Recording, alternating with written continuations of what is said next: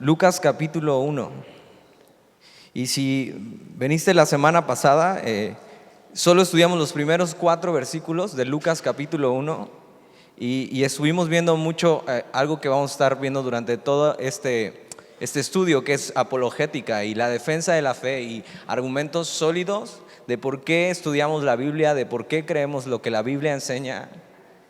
Y durante estos meses que estemos estudiando Lucas, vamos a estar viendo argumentos y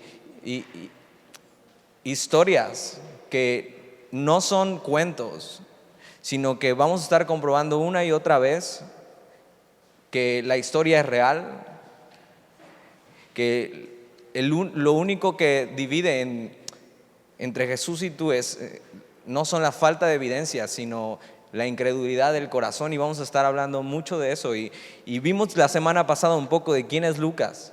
¿Y te acuerdas Lucas? Su apodo, si veniste la semana pasada ya debes saberlo. Lucas es el médico amado.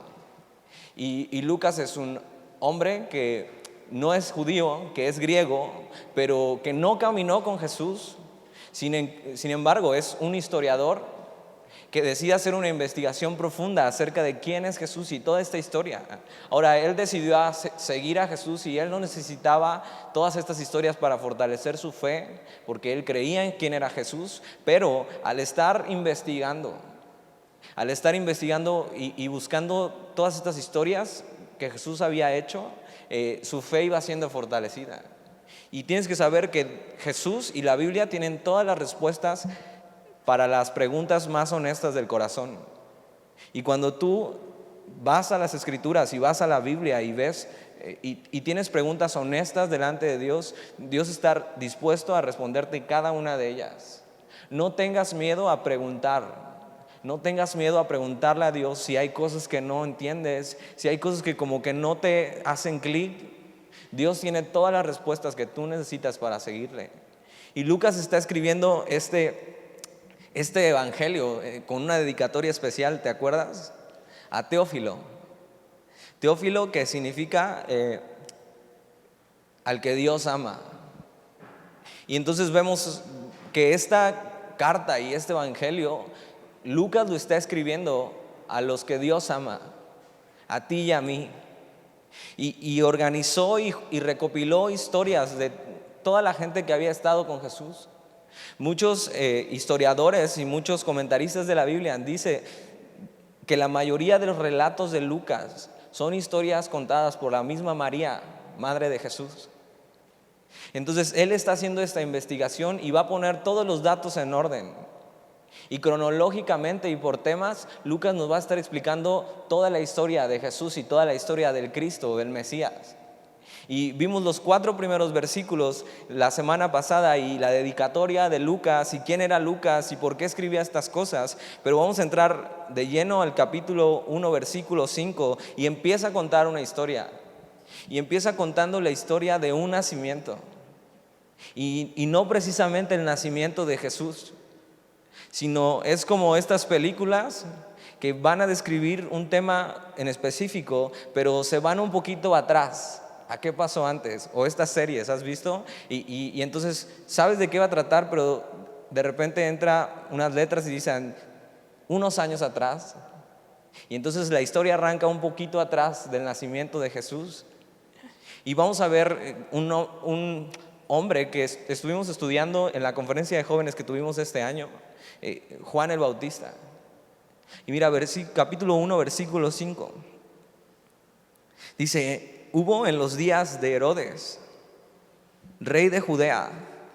Y esto es importante porque me encanta que la Biblia no empieza érase una vez en un reino muy lejano, sino que la Biblia da datos y dice: hubo en los días de Herodes, rey de Judea. Este Herodes, si tú estudias la historia de Israel y cómo Roma conquistó y todo lo que estaba pasando, este Herodes es el que fue conocido en la historia como Herodes el Grande.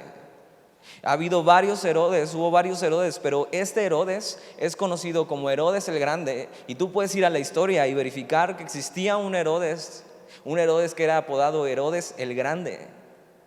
La Biblia nos da un tiempo y nos define y nos ubica en la historia. Herodes reinó más o menos del año 40 antes de Cristo al año 4 antes de Cristo. En el año 4 antes de Cristo, Herodes el Grande muere. Este Herodes era muy conocido por sus construcciones con una arquitectura muy bella, pero también era conocido porque era un hombre muy cruel, incluso con los de su propia familia. Era un hombre sangriento, un hombre lleno de venganza. Y la Biblia nos ubica y Lucas va atrás de la historia y nos ubica en el reinado, en los días de Herodes, rey de Judea. Y nos da un dato histórico y nos dice, o sea, puedes ir a la historia y verificar lo que estoy diciendo. Hubo en los días de Herodes, rey de Judea, y mira lo que sigue diciendo ahí en el versículo 5. Hubo en los días de Herodes, rey de Judea, un sacerdote llamado Zacarías, de la clase de Abías. Su mujer era de las hijas de Aarón y se llamaba Elizabeth, y nos da dos nombres y un matrimonio, y nos da a qué se dedicaba Zacarías y nos da de qué familia venía Elizabeth. Y Zacarías era un sacerdote judío. Los sacerdotes se dedicaban al templo y los sacerdotes venían de una familia en especial, pero no solo nos dice la familia, sino nos dice la clase de familia que era. Y estas familias y los sacerdotes se dedicaban a servir en el templo. Puedes estudiar el Antiguo Testamento, Levítico y Éxodo, y Dios les está diciendo cómo y quiénes van a ser los que van a servir en el templo. Y Zacarías era un hombre del linaje de los sacerdotes, y los sacerdotes, me acuerdo muy bien del ejemplo que nos daba Isra en la conferencia de jóvenes, si veniste. Nos decía que el sacerdote era el encargado de acercar al pueblo a Dios.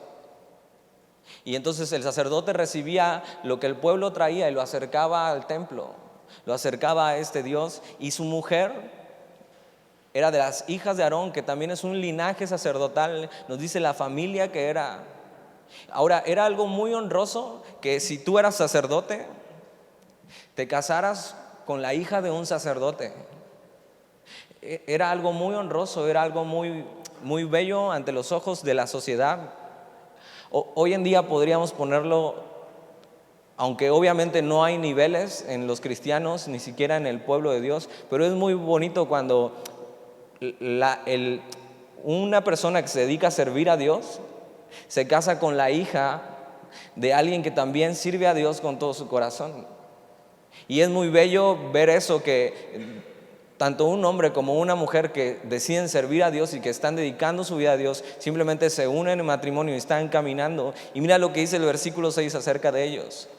Ambos eran justos delante de Dios. Esta palabra justos es obedientes o piadosos, lo que define la piedad en la Biblia.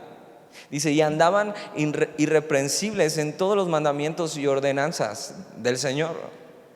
Quiere decir que este matrimonio no solo eran el sacerdote y la hija de un sacerdote, sino que era gente piadosa y que obedecían a Dios y que estaban caminando con Dios, y que realmente la palabra irreprensibles era aquí intachables.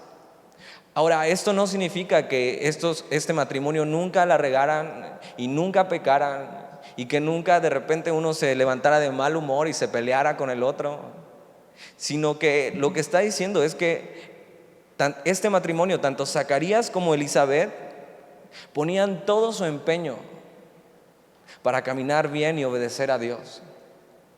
Y es un buen ejemplo para ti y para mí. Dios no está pidiendo de nosotros que seamos perfectos, porque si ya te has dado cuenta, no lo eres. ¿O hay alguien aquí que pueda levantarse y decir, yo soy perfecto? Dios no pide eso de nosotros. Dios pide que con todo nuestro corazón nos dediquemos a buscarle y a obedecerle y a caminar con Él. Y este matrimonio era ejemplo en eso. Eran personas intachables. Algo muy importante es que esta palabra intachable quiere decir que no vivían dobles vidas. No sé, pero hoy en día es muy común encontrar gente de la iglesia que vive dobles vidas, que dentro de la iglesia son los mejores cristianos, pero saliendo de la puerta que dice Semilla Veracruz, tienen otra vida y juegan otro papel muy diferente y nada que ver con ser cristianos. Y Dios lo que espera es que nos acerquemos a Él tal y como somos. No está esperando que vengas y tengas un comportamiento de tal modo y que hagas esto y que hagas lo otro, sino que nos acerquemos tal y como somos. Es tan triste ver cristianos hoy en día viviendo dobles vidas. Y sí, entiendo, todos los días batallamos con el pecado y si vamos a obedecer a Dios o no vamos a obedecer a Dios. Pero una doble vida es, sé cómo comportarme dentro de la iglesia, pero fuera de la iglesia yo voy a hacer lo que yo quiera. Y yo voy a seguir mi filosofía de vida y yo voy a... un favor, si realmente no estás caminando con el Señor y vienes al grupo de jóvenes, no tienes que fingir con nosotros. De verdad. O sea, no tienes que fingir que eres bueno y que... Al contrario, vamos a aceptarte tal y como eres. Y Dios quiere que te acerques tal y como eres. No trates de vivir esta doble vida, es lo peor que podrías hacer. Esta palabra irreprensible quiere decir eso, que no hay dobles caras, que no hay doblez en su vida, que no es en un lugar muy cristiano, muy piadoso, muy obediente a Dios, o trata de aparentar eso, pero fuera de ahí es totalmente lo contrario. Entonces este matrimonio, Elizabeth y Zacarías, eran de esta manera y toda la gente podía ver eso. Lucas no va a preguntarle a Zacarías y a Elizabeth, a ver, díganme ustedes cómo eran. Y entonces Elizabeth y Zacarías dicen, no, pues nosotros éramos súper piadosos, obedientes a Dios, reinábamos siempre, éramos un gran matrimonio. Lucas va a investigar con gente alrededor y la gente podría dar fe y testimonio de esto, decir, son un hombre y una mujer de Dios que caminan obedientes delante de Él, que son irreprensibles. Qué padre que la gente pueda decir eso de uno. Uno no busca que digan eso de uno, pero qué padre que las personas digan, mira, este cuate es neta, o sea, no es falso, está caminando con el Señor, de repente tiene sus tropezones, como todos, pero es un cuate íntegro, honesto, que está tratando de seguir a Dios. Versículo 7, pero, y en esta historia, como en todas las historias, hay un pero no tenían hijo porque Elizabeth era estéril y ambos eran ya de edad avanzada. Hay un problema con este matrimonio que está caminando bien delante de Dios. El problema es que no tienen un hijo. ¿Por qué? Porque Elizabeth era estéril y porque ambos ya eran viejos. Ahora puedes decir, bueno, ¿y eso qué? Hoy en día hay muchas familias que no tienen hijos y pueden adoptar y simplemente eso, pero en la cultura judía, el no tener un hijo como mujer prácticamente te segregaba de los demás. Prácticamente era, porque tienes que saber esto, que para Dios los hijos son una herencia de parte de Él. Tú eres una herencia a tus padres de parte de Dios. Ahora puedes ponerte a pensar y dices, híjole, creo que no he sido tan buena herencia para mis padres. O sí. Pero lo que Dios dice acerca de esto es que un hijo es herencia de Dios para los padres. Y en esta cultura y para Elizabeth y en su tiempo, ser estéril y no poder tener un hijo y ver que los años avanzan y simplemente no puede embarazarse y ver a su familia y a sus amigos con hijos. Y si sabes, los judíos tenían muchos hijos. Y simplemente ver esto, Elizabeth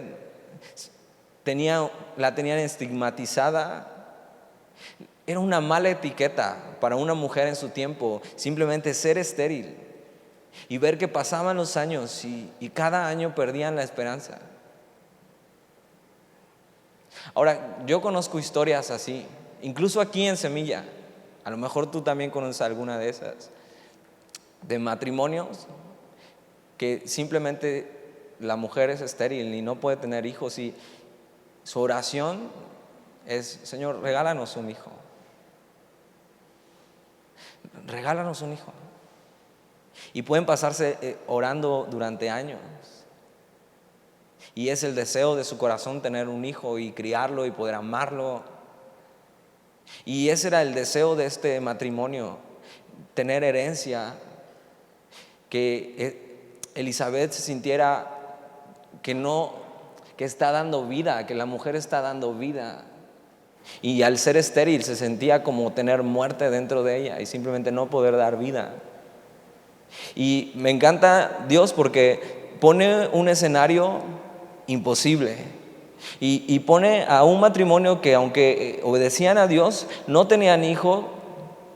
La mujer era estéril y ya eran viejos. Y Dios pone esos escenarios que parecen imposibles y cuando ya no hay otra salida y cuando parece que nada va a pasar para presentarse y subirse a ese escenario y mostrar quién es Él. Dios está buscando a veces esas situaciones difíciles para aparecer en la escena. Versículo 8. Aconteció que, ejerciendo Zacarías el sacerdocio delante de Dios según el orden de su clase, conforme a la costumbre del sacerdocio, le tocó en suerte ofrecer el incienso, entrando en el santuario del Señor. Y te voy a explicar un poco cómo era eso, porque era un ritual que hacían los judíos y el pueblo de Dios y estos sacerdotes. Y ellos tenían un templo donde seguramente has escuchado que había el lugar santo y el lugar santísimo. Y los sacerdotes en este tiempo, antes de Jesús, aproximadamente eran 20,000 sacerdotes. Entonces se rolaban los servicios. Y si has servido aquí en Semilla, sabes, hacemos roles de servicio y puede ser que te toque una vez al mes. Y vienes entonces una vez al mes y sirves y todos los demás semanas vienes tranquilamente y el próximo mes te vuelve a tener que servir. Bueno, hacían un rol para esto y echaban simplemente suerte a ver quién va primero y quién va después. Pero como eran tantos sacerdotes, lo más probable es que te tocara servir en el templo solo una vez en toda tu vida. Solo una vez servir a Dios en el templo en toda tu vida. Dices, así me gustaría servir a Dios una vez en toda mi vida. Pero imagínate a Zacarías sabiendo que le tocaba servir en el templo y que era la primera y última vez que iba a servir, que era sacerdote. Hacían un ritual increíble donde se acercaban a Dios y era algo muy sublime y muy solemne en esos tiempos. Solo el sacerdote podía entrar en el templo. Versículo 9 dice, conforme a la costumbre del sacerdocio, le tocó en suerte ofrecer el incienso. Y este incienso era, te acercabas y entrabas al lugar santo y había un altar de oro, donde en ese altar de oro quemaban un incienso, que lo que representa el incienso es la oración del pueblo a Dios. Y entonces cuando el incienso se está quemando y el humo va subiendo, es una representación de cómo nuestra oración a Dios va subiendo ante Él con un olor fragante. Imagínate qué increíble ser sacerdote en ese tiempo y que te toque un día eso, entrar en el lugar santo. Nadie podía entrar en el lugar santo más que los sacerdotes. Y había otro lugar que era llamado el lugar santísimo, donde estaba el arca del pacto que representaba la gloria de Dios, donde solo podía entrar el sumo sacerdote una vez al año a ofrecer sacrificios por los pecados de todo el pueblo. Solo una vez al año al lugar santísimo. Al lugar santo podían entrar constantemente, pero solo los sacerdotes. Tú y yo, si no éramos sacerdotes, no podríamos acercarnos, nos quedaríamos afuera en el atrio. Era algo muy sublime y un ritual increíble. Y entonces le toca a Zacarías llevar y ofrecer el incienso, entrando en el santuario. Versículo 10. Y toda la multitud del pueblo estaba afuera orando a la hora del incienso. Entonces lo que pasaba es que venía la multitud, era como tú y yo viniendo a la iglesia, pero era un templo. Y entonces la gente se quedaba en los atrios. Y entonces entraban los sacerdotes, uno hacía el sacrificio, otro limpiaba y por último se hacía el incienso. Y están cientos de personas afuera, esperando que el sacerdote que está ofreciendo el incienso, como las oraciones de su pueblo, subiendo delante de Dios como olor fragante, esperando que el sacerdote salga, y mientras el sacerdote está dentro, toda la gente está orando. Y la gente oraba de una manera muy reverencial, posiblemente con todos doblados y levantando sus manos, y se están ofreciendo a Dios, y están simplemente: Señor, aquí estamos como tu pueblo. Y Zacarías le toca la suerte de llevar el incienso, y toda la gente y la multitud, cientos de personas afuera orando. Un momento muy sublime, un momento muy solemne, y la oración con el humo del incienso subiendo ante Dios. Versículo 11: y se le apareció un ángel del Señor puesto en pie a la derecha del altar del incienso. Ahora imagínate, Zacarías sabía: solo una vez en mi vida voy a entrar al templo. ¿Qué pasará allá adentro? ¿Qué pasará en el lugar santo? Seguramente tenía muchas expectativas. Seguramente fue con todos los sacerdotes que habían ya entrado a preguntarle qué se siente, cómo es estar en ese lugar, cerca de Dios. Tienes que saber que antes de que Jesús viniera, tú y yo no podíamos acercarnos a Dios. Estábamos separados por ese lugar santo y ese lugar santísimo. Entonces solo los sacerdotes entraban al lugar santo, y solo el sumo sacerdote entraba al lugar santísimo una vez al año. Y tú y yo no podíamos relacionarnos con Dios como ahora podemos hacerlo. Y Zacarías preguntando: ¿cómo será? ¿Qué pasará ahí adentro? Y le toca su primera y única vez, y le toca esto: y se le apareció un ángel del Señor. Ahora, algunas personas podrían tratar de negar esto y decir: o sea, ¿cómo un ángel? Eso me suena como muy fantasioso, como un cuento de hadas. Pero vamos a ver y cómo la historia nos da puntos muy específicos para que tú y yo podamos estar seguros de lo que está pasando. Ahora, tú puedes de dos sopas: o admitirlo y decir, claro, ¿por qué no? Dios puede hacer estas cosas. O decir, mira, yo no me creo tanto eso. Pero mira, vamos a seguir leyendo y vamos a ver qué pasa. Y se le apareció un ángel del Señor puesto en pie a la derecha del altar del incienso. Imagina a Zacarías orando, seguramente cargando el incienso y con sus ojos cerrados, con todo su corazón, la primera y última vez que iba a estar en el lugar santo. Y de repente voltea y ve algo parado al lado. Ahora, un ángel del Señor no es lo que la tele nos vende: un bebé en pañal con alitas, y que es muy lindo y le quieres apachurrar los cachetes. Un ángel del Señor, las apariciones angelicales en la Biblia eran hombres grandes que casi son indescriptibles, que si tú lo ves te da un infarto, o sales corriendo o te haces ahí. Imagina a Zacarías orando con todo su corazón y de repente abriendo los ojos y ver a este hombre increíble, vestiduras blancas. Y mira lo que hizo Zacarías, versículo 12. Y se turbó Zacarías al verle, y le sobrecogió temor. La gente no andaba diciendo por las calles: oye, fíjate que se me apareció un ángel y soñé con el ángel de la guarda y que me cuidaba, y bien lindo, cachetoncito, chapeado, con pañal, traía un arco como si fuera Cupido. La gente tenía temor de que algo así le apareciera. Ahora, yo no quisiera que en mi vida se me apareciera un ángel. O sea, vemos en la Biblia una y otra vez que cada vez que se aparece un ángel, o sea, se mueren del miedo. Y no es la excepción Zacarías, sino que ve a este ángel parado a la derecha del altar, y se turbó Zacarías al verle y le sobrecogió temor. Es un ser glorioso que se está presentando delante de un hombre mortal. Versículo 13: pero el ángel le dijo: Zacarías, no temas.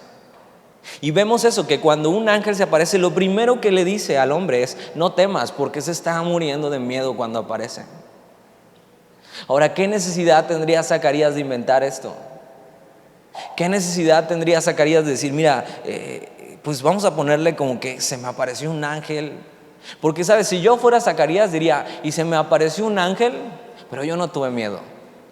O sea, yo me porté bien machín y dije, ¿qué pasó, ángel? ¿Qué se te ofrece? Y no haciendo el oso, diciendo aquí, Zacarías, eres un miedoso. Diciendo, o sea, se turbó Zacarías y se moría de miedo. Versículo 13, pero el ángel le dijo, Zacarías, no temas, porque tu oración ha sido oída, y tu mujer Elizabeth te dará a luz un hijo, y llamará su nombre Juan. Y dices, ok, este es un mensaje interesante. Es muy probable que cuando Zacarías entra al lugar santo, haya pasado mucho tiempo en que Zacarías dejó de orar por un hijo. Es muy probable que Zacarías, para este tiempo, ya siendo viejo, ya ha perdido la esperanza. Es decir, simplemente Dios no ha querido escuchar mi oración. Ahora, seguramente la oración que estaba haciendo Zacarías en el templo, en el lugar santo, no era esta. El pueblo lo que hacía era ir y presentarse a Dios, y oraban por cosas muy específicas para todo el pueblo. Una de las cosas específicas por las que oraban era por la llegada del Mesías. Pero el ángel se aparece y le dice, no temas, porque tu oración ha sido oída, y tu mujer Elizabeth te dará a luz un hijo y llamará su nombre Juan. Entonces imagina tu primer día sirviendo en el templo y te pasa esto. Un ángel se aparece, te da este mensaje. Y a veces podemos pasar mucho tiempo orando por algo, porque algo suceda. Y estar orando por algo y simplemente vemos que no pasa nada. Yo conozco jóvenes como tú que han pasado sus años orando porque sus papás sean salvos. Y pasan los años, y pasan los años y parece que Dios no escuchara o que simplemente no hiciera caso. ¿Por qué cosas has estado orando durante mucho tiempo y simplemente no has visto respuesta delante de Dios? Y simplemente ya hasta se te ha olvidado orar y te has desanimado y has dicho, bueno, ya, que sea lo que Dios quiera. Seguramente Zacarías ya había perdido la esperanza. Él sabe, mi mujer es estéril, ya estamos grandes. Me he pasado orando por eso durante mucho tiempo y parece que Dios no me ha escuchado. Pero una vez más, a Dios le encanta aparecer cuando parece que todo está perdido. Y cuando seguramente Zacarías ya había soltado eso de su hijo y está sirviendo delante de Dios, su primera vez y su única en toda su vida, se le aparece este ángel y le da una promesa y le dice, no temas porque tu oración ha sido oída, y tu mujer Elizabeth te dará a luz un hijo y llamarás su nombre Juan. Dios escucha la oración de sus hijos. Y Dios cumple toda oración para cumplir su propósito en nuestra vida. Cada cosa que tú has orado y has presentado delante de Dios, ha subido ante Él como el incienso. Y Dios te ha escuchado. Ahora, tal vez Dios no ha cumplido nada en ti. Tal vez Dios aún no ha cumplido lo que tú has orado a Él, pero si es de acuerdo a su propósito, Dios lo va a cumplir en tu vida. Una buena cosa que podemos hacer es seguir orando por lo que Dios aún no ha respondido, por tus papás, por un amigo, por un problema.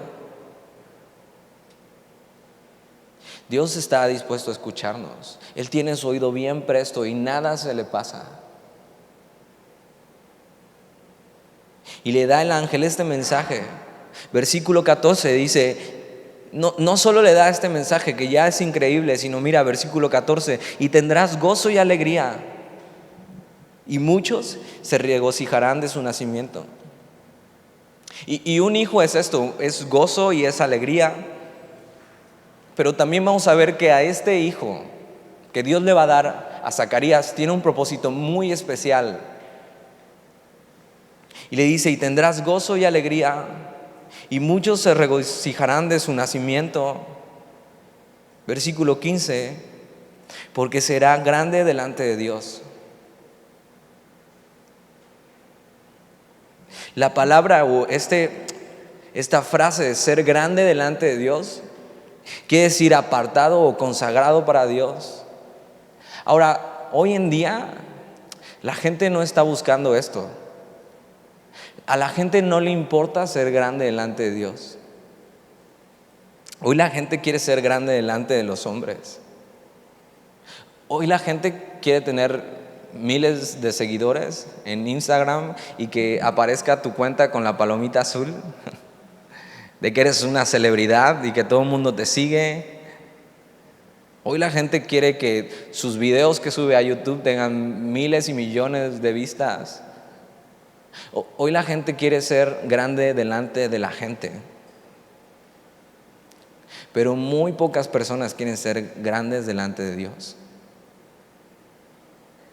Y el ángel le dice eso: no solo será un gozo este hijo que vas a tener, sino que va a ser grande delante de Dios, va a ser consagrado a Él, va a ser alguien importante en el plan de Dios para este pueblo. Mira lo que sigue diciendo: porque será grande delante de Dios, no beberá vino ni sidra, y será lleno del Espíritu Santo, aún desde el vientre de su madre. Ahora, ¿por qué está aquí esto? No beberá vino ni sidra. Y hay gente que tropieza con esto y que simplemente su deseo es simplemente beber alcohol y tropieza con esto. Ahora, que Juan no bebiera alcohol no quiere decir que es más santo y que eso lo hace mucho más santo. Por supuesto que no estoy promoviendo que bebas alcohol. La Biblia, ¿sabes cómo llama al que bebe alcohol o beber alcohol? Que es una estupidez. Así. Eso significa la palabra en el original. Que la sidra y el alcohol es escarnecedor, es estúpido, porque así te pone. Y lo contrasta con ser lleno del Espíritu Santo. Entonces mira, una persona que bebe alcohol pierde los sentidos y no puede ser dominado por él mismo. Pero una persona que es llena del Espíritu Santo tiene dominio propio y todos sus sentidos están alerta y está dispuesto y está presto y está listo. Fíjate la comparación de estar lleno de algo, un líquido, alcohol, a estar lleno de Dios y simplemente tener dominio propio para vivir tu vida y estar capacitado para hacer lo que Dios quiere hacer. Y dice eso el versículo 15: porque será grande delante de Dios, no beberá vino ni sidra, y será lleno del Espíritu Santo aún desde el vientre de su madre. Desde antes que naciera Juan, desde que se está formando la vida, desde que es un ser aún dentro de la madre, Dios ya está llenando a Juan y capacitándolo. Y le está dando un propósito específico. ¿Te das cuenta? Para Dios la vida incluso antes de nacer importa. Un niño incluso antes de nacer importa. Es una persona.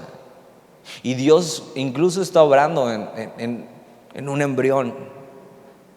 El salmista dice: mi embrión, mis ojos, siendo embrión, vieron tu gloria, vieron tu luz. Y le está dando esta promesa de cómo va a ser Juan, y que desde el vientre de su madre Dios lo está capacitando y Dios lo está escogiendo para una tarea específica. Dios le está diciendo muchas cosas a Zacarías. Versículo 16: y hará que muchos de los hijos de Israel se conviertan al Señor de ellos. Lo que está diciendo de Juan es que el mensaje de Juan el Bautista y lo que Juan el Bautista va a ser en esta tierra, va a ser que muchos de los hijos de Israel se conviertan al Señor Dios de ellos. Esto se llama arrepentimiento. Y vamos a ver más adelante en la historia que Juan hace esto. Juan va y predica en las calles diciendo: arrepiéntanse, el reino de los cielos se ha acercado. Ese es el mensaje de Juan, este es el llamado que Juan tiene aún antes de nacer.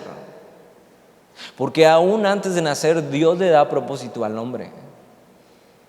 Y es mucho de lo que vamos a estar hablando. Dios quiere y nos da propósito incluso antes de nacer. Y este hombre, Juan, que aún no nace, aún no es una realidad, ya tiene un propósito, ya tiene algo que hacer en su vida. Y hará que muchos de los hijos de Israel se conviertan al Señor de ellos, que giren y que en vez de estar ofendiendo a Dios, vayan y le den la cara y lo adoren. Versículo 17: e irá delante de él con el espíritu y el poder de Elías. Esto era un profeta que muchos años antes predicaba eso, precisamente arrepentimiento. Está diciendo que va a ser como el nuevo Elías, dice, para hacer volver los corazones de los padres a los hijos. Y no necesitamos eso hoy en día. No necesitamos que los padres y los hijos vuelvan sus corazones así, que haya reconciliación. ¿Cuántos de tus amigos en la escuela o incluso tú no darían lo que fuera por tener una buena relación con sus padres? Por saberse amados por ellos y por amarlos. Y Juan viene a hacer esto, a predicar el evangelio, arrepentimiento y hacer que los corazones de los padres vuelvan con los hijos. Y no solo eso, sino el versículo 17 sigue diciendo: y de los rebeldes a la prudencia de los justos. Esto es un cambio de vida. Esto es de que pasen de muerte a vida. Esto es un giro a las vidas. Esto es lo que Juan venía a hacer. Y ahí al final dice: para preparar al Señor un pueblo bien dispuesto. El trabajo de Juan el Bautista va a ser predicar: arrepiéntanse, vuelvan sus corazones a Dios, y apuntar a Jesús todo el tiempo diciendo: escuchen a este. Todo esto le está diciendo el ángel, acuérdate, a Zacarías. Están en el lugar santo. Zacarías está sirviendo por primera vez en su vida y por última. Versículo 18. Dijo Zacarías al ángel: ¿en qué conoceré esto? Porque yo soy viejo y mi mujer es de edad avanzada. Ahora, Zacarías está viendo algo increíble. Ya se estaba muriendo del miedo. Ya le estaba dando casi un infarto por ver un ángel delante de él que le está diciendo estas cosas, que conoce el deseo de su corazón y que Dios le está diciendo a través del ángel: yo voy a cumplir eso. Y no solo eso, sino que tu hijo tiene un propósito. Y simplemente Zacarías, en vez de que eso fuera suficiente para creer que Dios le está diciendo eso y que Dios es poderoso para hacer esto que le está diciendo, Zacarías dice: pero ¿cómo? O sea, yo soy viejo y mi mujer es de edad avanzada. Una vez más, el problema no es la evidencia. El problema es la incredulidad del corazón.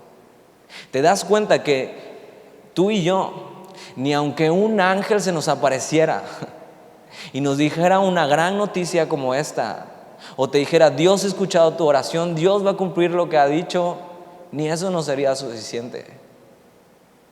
Porque Zacarías pone sus excusas y dice: soy viejo y mi mujer es de edad avanzada. O sea, ángel, ¿cómo me dices estas cosas? ¿Cuál es tu pretexto para no creer en Dios? ¿Cuál es tu pretexto para no creer a Dios lo que Él puede hacer contigo? Lo que Él puede hacer en tu vida, en la vida de tu familia. ¿Cuál es tu pretexto? No creo que sea: soy viejo y mi mujer es de edad avanzada, porque ninguno de ustedes está casado, y si estás casado no puedes estar aquí, salte. ¿Cuál es tu pretexto? Es que soy muy joven. Es que primero quiero hacer mi vida. Es que primero quiero hacer lo que yo quiero. Es que ya me han dicho que la verdad no sirvo para nada, Dios. ¿Cómo voy a servirte a ti? Es que nadie ha podido. Zacarías pone sus pretextos delante del ángel. Pero Zacarías debió mirar primero a Dios antes que a sus circunstancias. Zacarías se olvida un poco de quién es Dios y delante de qué Dios está sirviendo. Zacarías se olvidó de que Dios ya sabe sus circunstancias. Tienes que saber que Dios ya sabe tus circunstancias, ya sabe tus debilidades, ya sabe tus pretextos. Pero si Él te ha dicho que va a cumplir algo en tu vida, lo va a cumplir. Y mira lo que pasa por simplemente Zacarías poner sus excusas y no ver lo grande que es Dios, sino poner pretextos y no creer. ¿Sabes? A Dios le ofende nuestra incredulidad.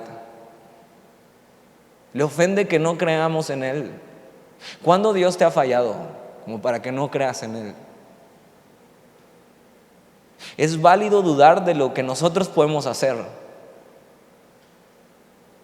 pero no de lo que Él puede hacer por nosotros. Zacarías duda. El versículo 19, respondiendo el ángel le dijo: yo soy Gabriel, que estoy delante de Dios. O sea, ¿no me estás viendo, Zacarías? ¿No estás viendo lo glorioso que está haciendo este encuentro? Dice: y he sido enviado a hablarte, Zacarías, y a darte las buenas nuevas. O sea, mira quién te está diciendo esto, mira las pruebas. O sea, ¿no se te hace algo suficiente para creer? Versículo 20, y mira lo que le dice el ángel: y ahora quedarás mudo y no podrás hablar hasta el día en que esto se haga, por cuanto no creíste mis palabras, las cuales se cumplirán a su tiempo. Y por incrédulo, por dudar de Dios, el ángel le dice: ok, no crees capaz a Dios de hacer esto, te vas a quedar mudo. Ahora, ¿por qué mudo? Y los que me conocen saben que hace unas semanas estuve mudo por 2 semanas. Y saben que traía mi pizarroncito que me prestaron, de estos como pizarrón mágico, donde para comunicarme tenía que escribir algunas palabras y borrarlo rápido y otra vez y otra vez. Y es horrible estar mudo. Es horrible no poder hablar. Yo tuve mucho tiempo para pensar en esas 2 semanas. Una cosa que noté es que pequé menos porque no podía hablar. Pero es horrible estar mudo.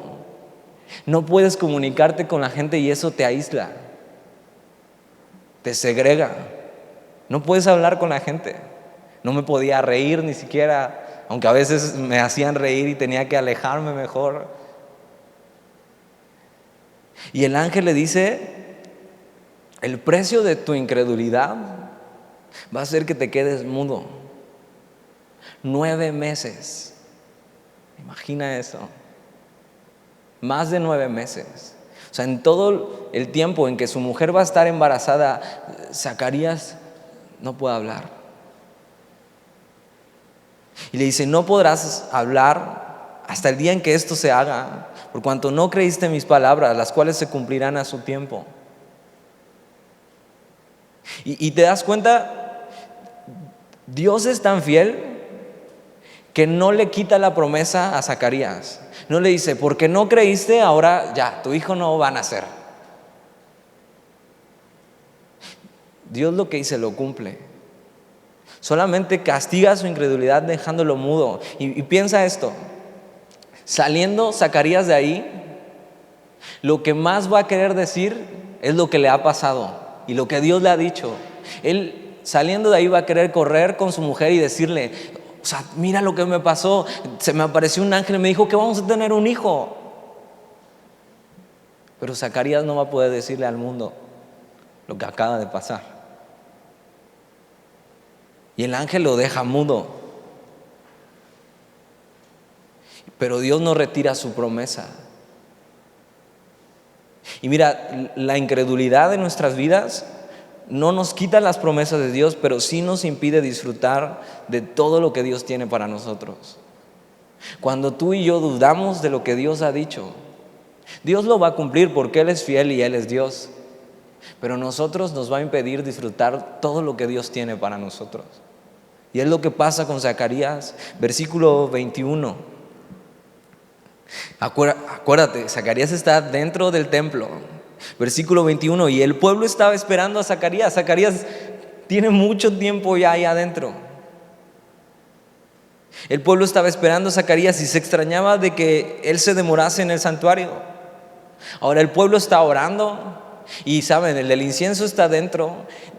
La tradición o lo que tenían que hacer era que cuando el del incienso salía, levantaba sus manos ante el pueblo, daba la bendición sacerdotal y el pueblo se despedía y se iba.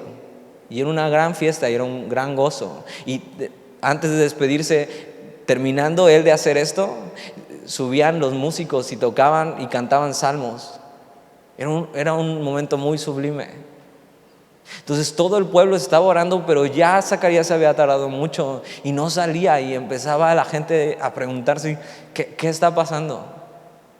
Incluso con el miedo de que posiblemente Zacarías pudo haber muerto ahí adentro por no estar bien delante de Dios, porque eso podía pasar en el Antiguo Testamento antes de Jesús.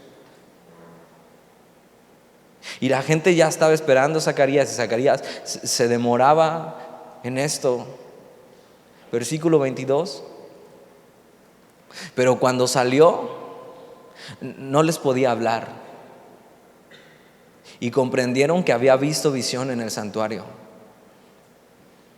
Él les hablaba por señas, como yo les hablaba a ustedes hace 2 semanas, o con el pizarrón.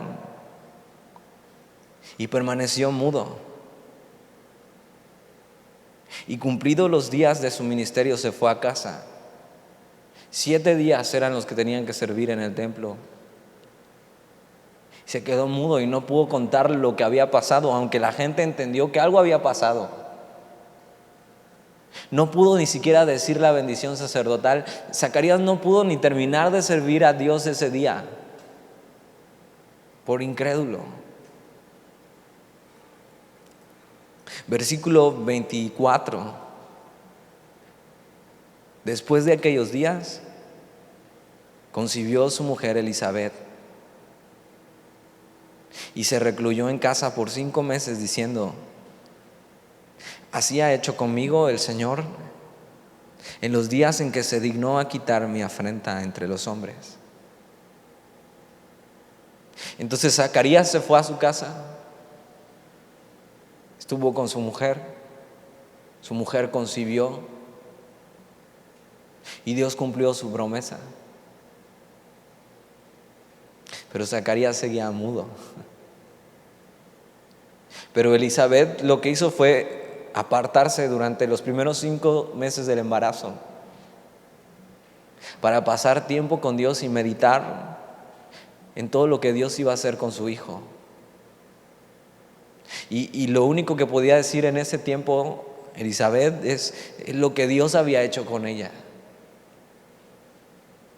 Esta palabra en el versículo 25 que dice: el Señor se dignó, en los días en que el Señor se dignó, esta palabra lo que quiere decir es que Dios me miró favorablemente. Es que Dios se apiadó de mí. Es que Dios tuvo misericordia de mí. Es que Dios escuchó mi oración. Y dice: quitar mi afrenta, que esta palabra significa vergüenza o desgracia. Imagina la felicidad de Elizabeth cuando supo que estaba embarazada y cuando seguramente su marido por señas trataba de decirle lo que el ángel le había dicho acerca de su hijo. No podía decirle ni siquiera cómo se iba a llamar. Lo único que Elizabeth podía hacer es estar agradecida con Dios, porque había escuchado su oración. Y no solo eso, sino que había escogido a su hijo desde el vientre para cumplir un propósito específico. Nunca olvides que Dios escucha tu oración, que Dios cuida de ti, que Dios tiene un propósito para ti, aún antes de que nacieras.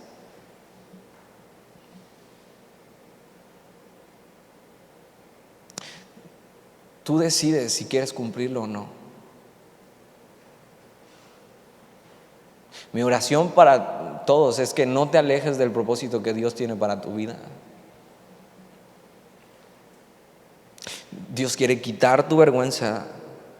Dios quiere que sepas que has sido escogido para un propósito más alto que tu propia vida. Porque sabes, no hay propósito en la vida fuera de Dios. Si puedes encontrar tu propósito fuera de Dios, ve, búscalo y en unos años aquí nos vemos para que me digas que no lo encontraste. Ya muchos lo han intentado. Solo hay propósito en Dios, porque Él nos creó. Y lo que hace con Juan es depositar en Él todo esto y darle un propósito. Pero es un propósito para cumplir un propósito más grande, que es que Jesús viniera a esta tierra para salvarnos a todos. Ahora, ¿qué propósito más grande que anunciar eso? ¿Qué propósito más grande que poder compartir esto con todos?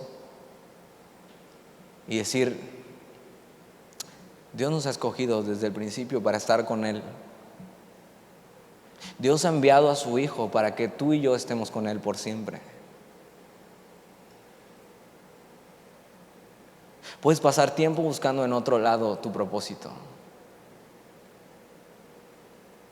pero simplemente vas a perder el tiempo buscando en otro lado lo que Dios quiere darte y ya te ha dado, incluso antes de que nacieras.